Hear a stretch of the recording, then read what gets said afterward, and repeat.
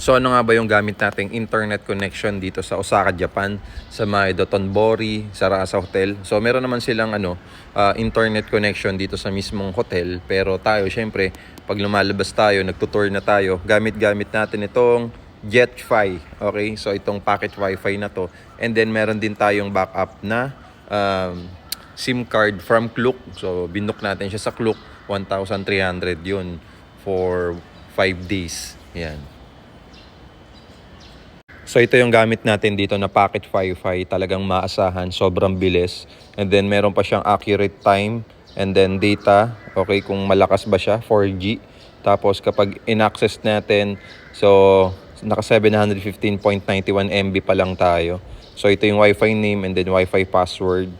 And then ang galing, no? May advertisement din siya sa baba. So yun, more. Meron ditong user manager, blacklist, SIM manager, data usage protection, language update about. Yan. So itong packet Wi-Fi na to is available din yan dito. Okay? So pagbaba nyo na airport, meron naman ma-offer doon na SIM card, packet Wi-Fi. Pero yung SIM card dito, okay, pwedeng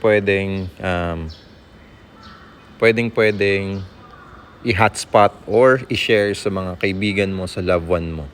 So kung gusto nyo pa ng mga ganitong usapan, kwentuhan, okay, follow for more and like nyo na rin po itong aking videos and then pakishare na rin at pwede nyo i-save, pwede nyo po akong i-follow and message.